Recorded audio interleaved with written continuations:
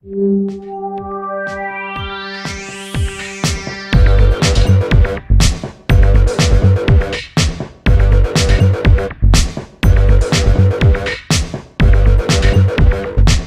hot, just the way you like it. Here's your weekly serving of food, news, and views. Tim Beeman, Stephanie Hess, and Nikki Miller-Ka are Tart and Tangy Triad. Hey guys, this is Tim from Tart and Tangy Triad, and here's a preview from Nikki and Stephanie about what you'll hear on Tart and Tangy next week, September 17th, 2013. All right, so happy Friday or weekend or whenever you're seeing this. One of the food holidays that's coming up this week is, what day is that? It's on next Tuesday, the 17th, is Apple Dumpling Day. Okay. Now I got excited about this because I have an apple thing in the fall. Tim can tell you about this. There's one weekend in the fall where I will go crazy and I'll go to the store and I'll buy at least one of every kind of apple and try them all. It's like an apple flight. I know, it's a little nutty, but I like apples and I like cooking with apples. And there's a little bit of history I want to tell you about to the apple dumpling. Apples are actually not native to America. They were brought here by the colonists.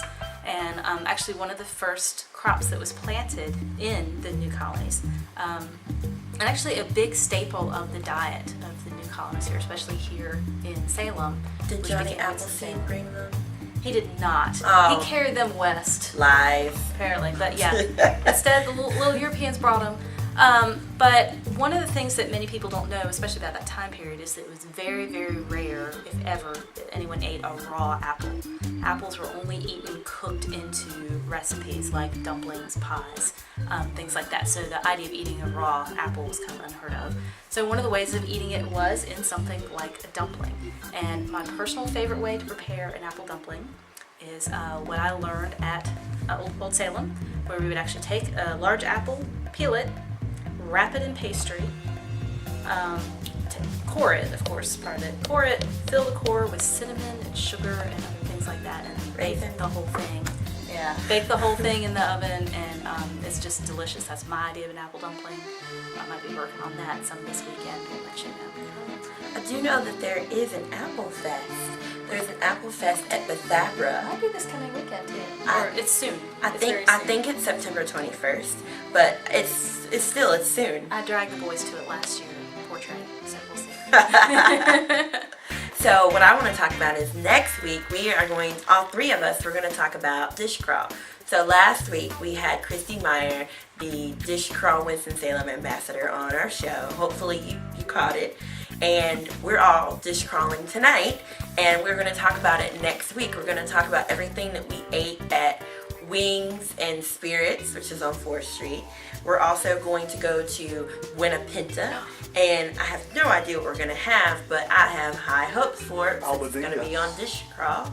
And we're also going to go to Jeffrey Adams, my favorite restaurant, and we're going to have a trio of items. We're going to have seafood risotto topped with lobster, smoked Gouda mac and cheese, and a little steak with a little bordelaise sauce. So we'll see. And the fourth place, you'll have to wait till next week and find out.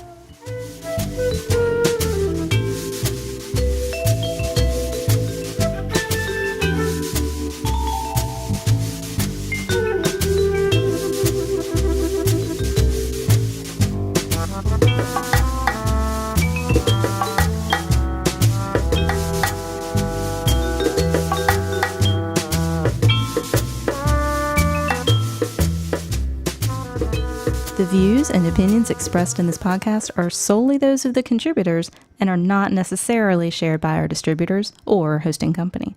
This podcast is copyrighted and cannot be reproduced without express written consent of such and such limited, Inc. Yeah, girl.